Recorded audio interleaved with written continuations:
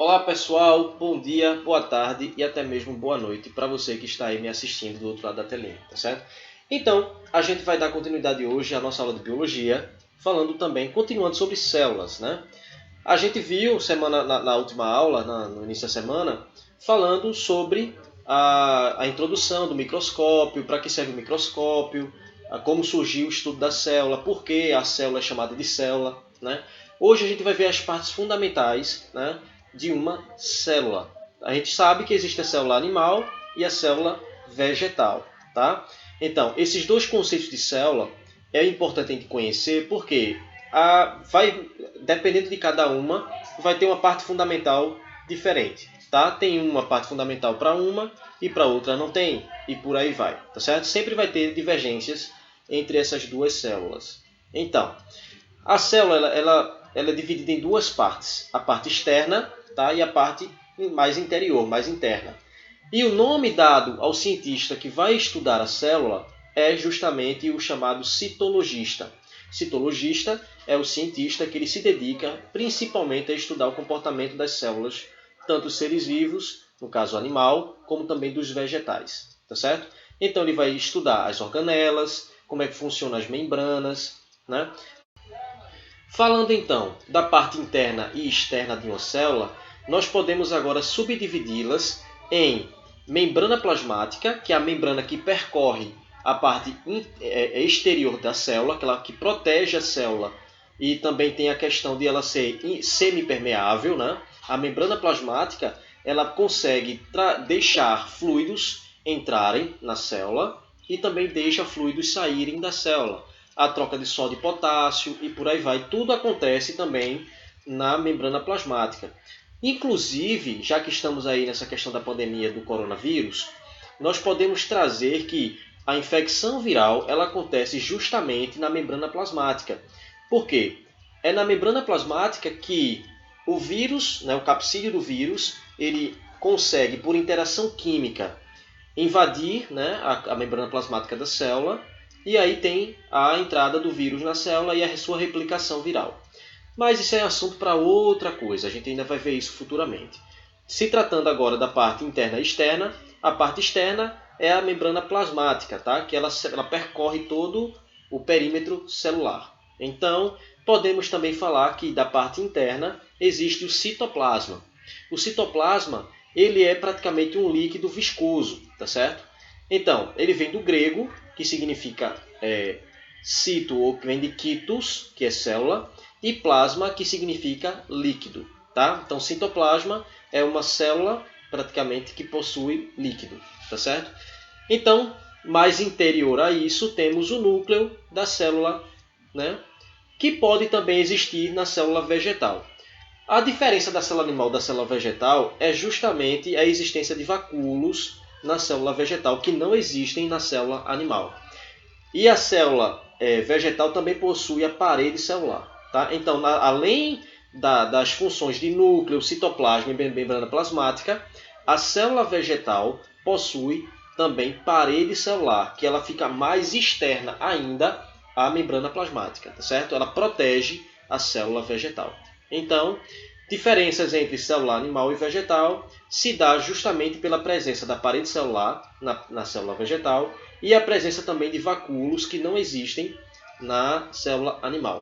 É justamente no núcleo da célula onde existe o seu DNA, tá? O seu material genético. Isso a gente vai ver com mais detalhes na biologia do terceiro ano, que é onde se estuda a genética. Então, é nessa parte genética que você vai ver as interações dos fenótipos, dos genótipos, as combinações dos genes para formarem aí os seus cromossomos. Tá?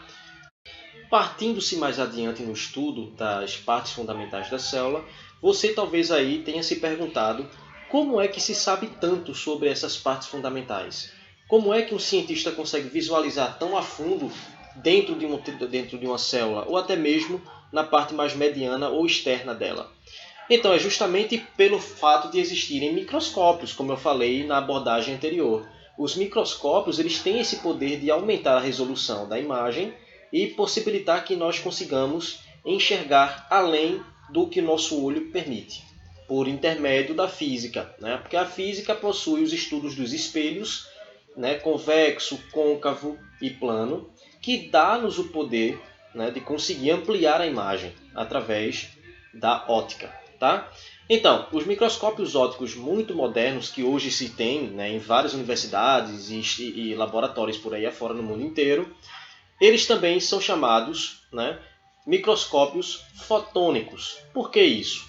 Tá? Porque o microscópio praticamente precisa da luz para poder fazer você enxergar tão bem e definido. Tá? Então eles conseguem, o microscópio fotônico ele usa diretamente essa potência da luz para facilitar a visibilidade, uma maior visibilidade. Ele possui 3 conjuntos principais das lentes. Lembra que eu falei para vocês, né? A utilização de lentes ópticas e tal. Então, a maioria deles ele possui lentes à base de vidro ou também de cristal. Mas professor, por que você está falando de microscópio aqui? Você precisa entender que o microscópio ele também é parte fundamental para o desenvolvimento do estudo celular. Sem o microscópio, você não consegue enxergar nada. Você não consegue ter detalhes ou até mesmo conseguir identificar partes que seria tão importante. Tá? Então, além da lente, né, que é muito importante, existe também o condensador. Esse condensador ele tem a função de condensar a luz que chega através da fonte luminosa. Tá? A fonte luminosa presente no microscópio, quando acendida, ela incide luz, né, na placa. Aí o que acontece? O condensador ele vai pegar essa luz que é jogada em várias direções, né, e vai condensar numa única direção. É como se ele tivesse um cano, ele fosse um cano, e a luz que é espalhada embaixo do cano ela é forçada a ficar toda dentro do caninho. Tá? Então, nós temos agora o condensador. Além do condensador, né, temos as lentes que acabei de falar para vocês, que tem o poder de ampliar. Ela é muito importante na ampliação da imagem e também na sua formação. Porque não adianta de nada eu ter fonte luminosa, ter condensador e não ter como ampliar a imagem que eu quero ver, porque aí fica difícil, né? Não tem como eu trabalhar com algo que eu não enxergo. Né? Então, o que acontece é o seguinte, todo esse conjunto, né, que esses 3 conjuntos que eu acabei de falar para vocês, ele serve para ampliar, me dá o poder de ampliar um micro-organismo, até mesmo no tamanho nano, tá certo? Isso aí depende muito do microscópio. Tem microscópio que tem um poder mais limitado, você só consegue enxergar até questão de milímetros. Outro você consegue enxergar na posição de microns. Outros você consegue enxergar até a posição atômica praticamente. E aí, quanto mais o poder dele, mais caro ele fica. E você também talvez não precise de algo tão poderoso no seu laboratório. Você trabalha apenas com algumas partículas e outras e não precisa de algo tão poderoso assim. Né? Então, as objetivas, ela funciona como um revólver. Revólver é onde justamente fica as lentes objetivas. Você gira, né? Eu vou colocar aqui a imagem para vocês de um microscópio. Tá?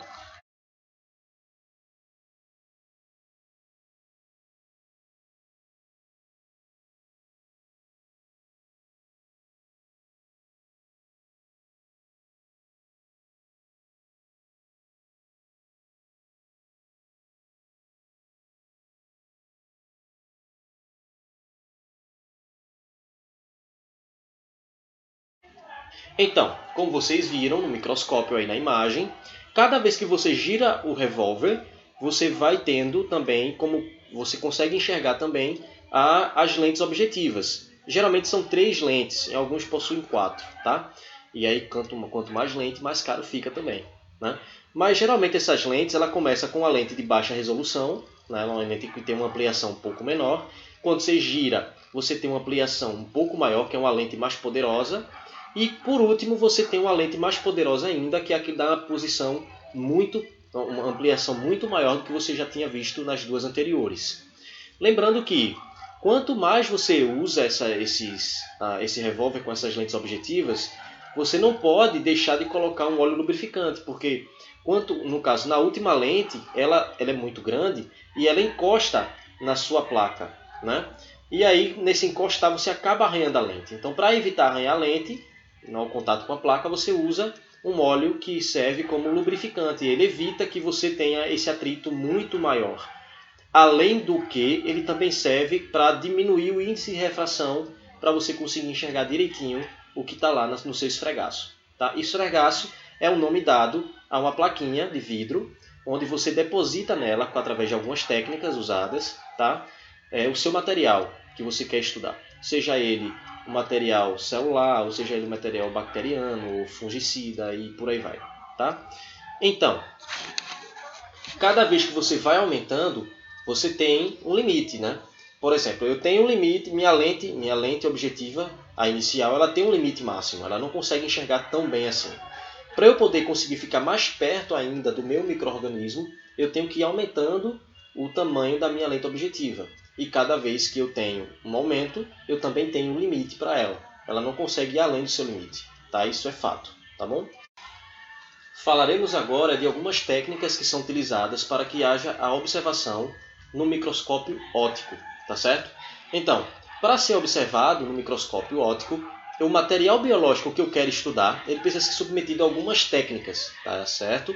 Técnicas essas chamadas de técnicas citológicas, que aí vai envolver processos de preparação diferenciados. Vai variar para cada tipo de material que eu estou estudando, tá? Então, nós temos o primeiro estágio, que é a observação vital. Então, essa técnica ela é praticamente simples, ela é muito simples, é a mais básica de todas. É a observação vital, né, que eu falei para vocês. Ela também tem o nome, né, associado como exame a fresco. Tá? Então, quando eu estou trabalhando com a observação vital, o meu material genético vivo, tá, é colocado sobre uma lâmina retangular, a plaquinha que eu falei para vocês. Tá? Então, nesse processo, eu vou ter agora eu vou pegar uma solução, talvez. Eu estou querendo estudar uma colônia de bactérias para saber se ela é gram positiva ou gram negativa. Um exemplo. Tá? Então eu pego a minha solução que possui a bactéria que eu estou querendo estudar, deposito na lâmina, tá? E aí eu vou ter agora o meu primeiro processo, que é a observação vital. Eu estou depositando sobre a lâmina, tá, o meu material biológico. Depois desse processo, eu tenho agora a chamada fixação e coloração das células. Por que esse processo é importante? Tem célula que ela não consegue ser enxergável. Ela não consegue ser enxergável nas colorações reais. Então eu preciso colorir artificialmente para eu poder conseguir identificar cada parte interna da célula. Tá certo? Então, o que acontece nesse processo de fixação e coloração das células? Então, a observação a fresco ela só me permite distinguir poucas estruturas celulares. Como eu falei para vocês, tem célula que não permite que eu consiga enxergar todos os detalhes dela. Tá? Falando agora nas cores reais. Certo? Então, o que acontece? Para eu poder conseguir enxergar detalhes minuciosos da minha estrutura celular, eu preciso agora colocar cores que não são reais, são cores artificiais. Então, o que acontece primeiro é a fixação desse material biológico que eu estou estudando. Como é que acontece isso? Eu vou pegar rapidamente as células e matá-las através da chama. Tá? Por quê? Se eu for tratar agora de coloração de Gram, eu vou precisar passar, né, o esfregaço que eu fiz várias vezes a chama para poder fixar bem. Tá? Depois que fixou, que secou, o material está preso na lâmina, ele não vai sair mais. E a mesma coisa acontece aqui. Eu vou pegar a célula, deposito a minha célula na lâmina e aí, através da chama, eu vou secar aquele material, tá? Para ele ficar preso ali na lâmina. Então, pego a chama, deixo a chama acesa e vou passando rapidamente, como se fosse para não queimar, literalmente. Porque se eu queimar, eu vou estragar minha lâmina e acabou-se. Então eu preciso ser rápido, passar várias vezes na chama para poder o material ficar bem indexado à lâmina. Esse é o processo chamado fixação. Tá? Depois disso, eu posso também usar outro tipo de fixador. Posso usar o formol, ácido acético, posso mergulhá-los nessas soluções e por aí vai. O processo da chama que eu falei para vocês é muito utilizado na coloração de Gram. No caso, estudar bactérias. Para esse tipo de célula em específico aqui que o livro traz, eu tenho também os fixadores que são diferenciados. Tem o formol, o ácido acético, o álcool. O álcool também é utilizado como fixador, juntamente com o Lugol, né, que é uma solução de iodeto de potássio. Né? E aí eu consigo fixar bem, além da chama. Tá? Então, depois que essa célula é fixada ao material, à minha lâmina, eu preciso agora utilizar corantes.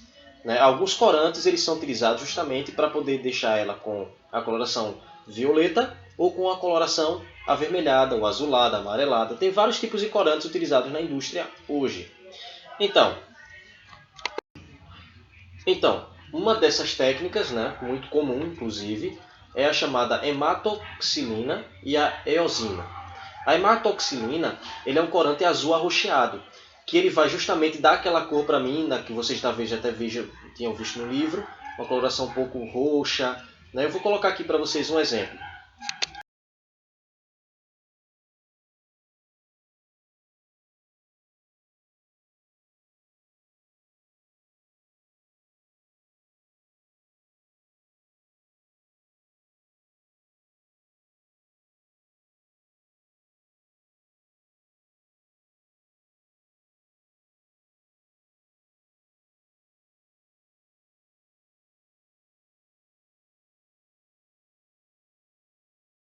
E eu tenho também a eosina. A eosina ela tem uma coloração alaranjada. Né? Talvez você até tenha visto no livro a imagem de uma célula com a cor um pouco mais alaranjada.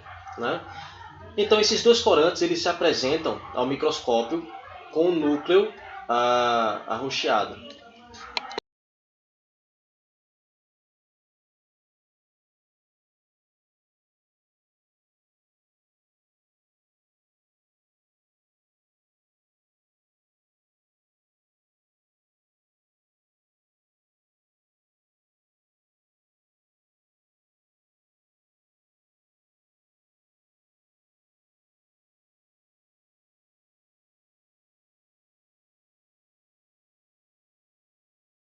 Como eu falei para vocês dos tipos de corante, né? das técnicas que eu falei para vocês no início, a técnica vital, a fixação e por aí vai. Agora eu vou falar sobre as técnicas usadas na preparação do estudo da célula. E aí eu tenho vários tipos de técnicas diferenciadas.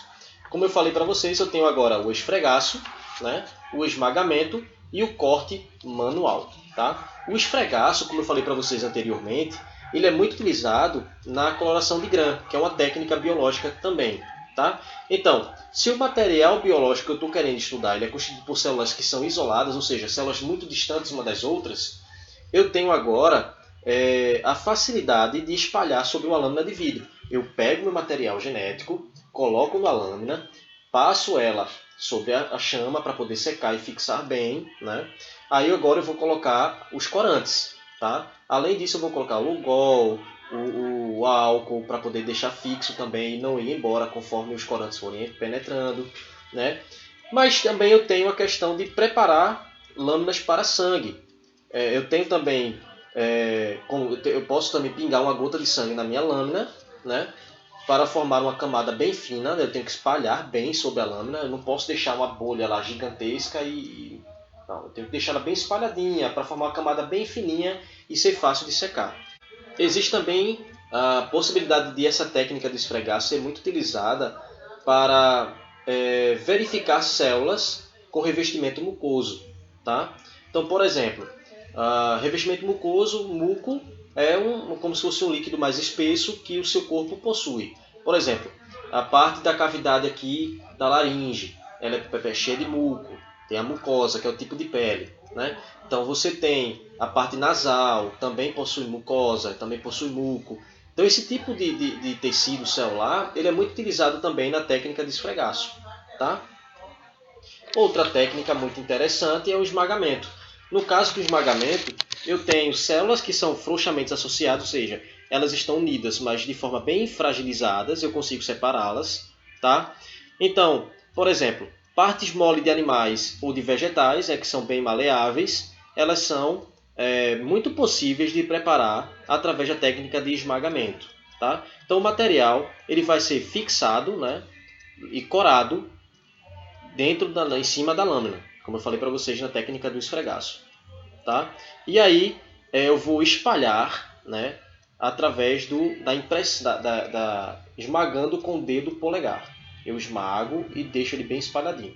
Tá certo? Depois eu tenho o corte manual, que é justamente utilizado para materiais biológicos que têm células muito unidas entre si, tá?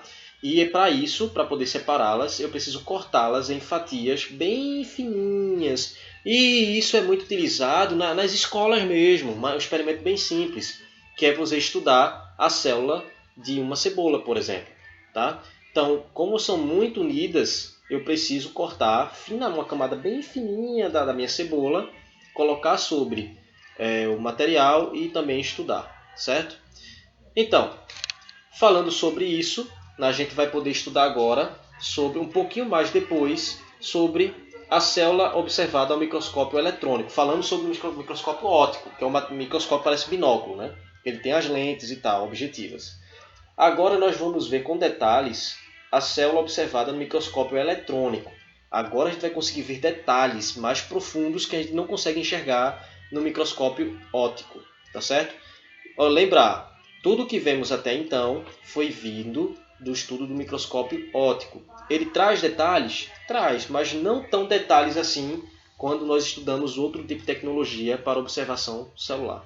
Tá? Fazendo a recapitulação bem rápida aqui, trazendo de trás para frente, né, do último assunto visto até o primeiro, nós temos o tipo de técnica usada na preparação citológica, né? Então nós temos a técnica do corte manual, que é utilizada para materiais que possuem células firmemente unidas, né?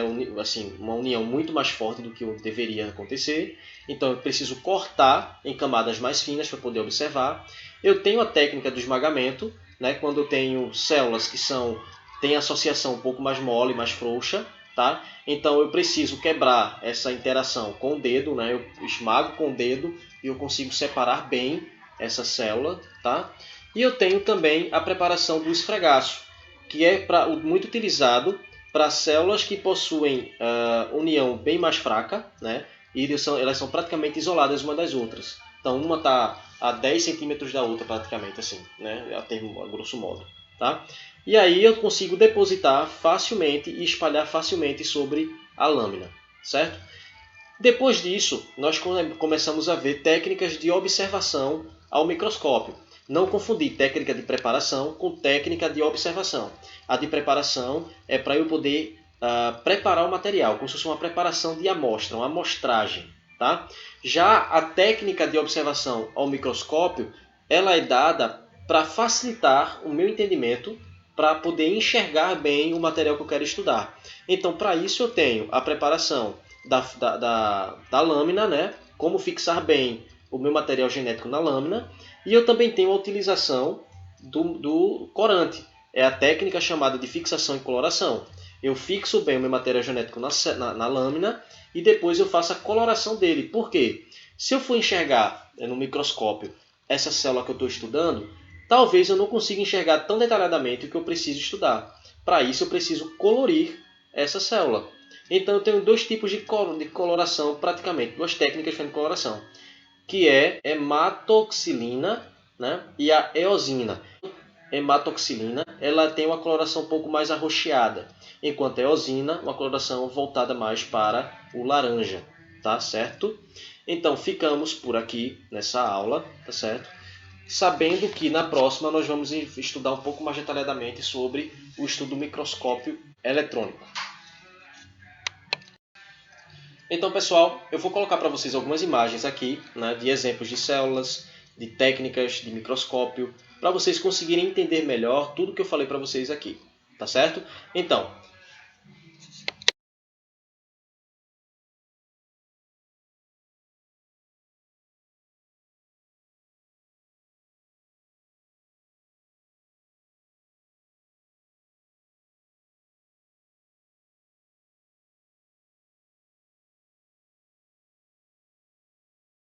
um bom final de semana para vocês desde já e até a próxima aula.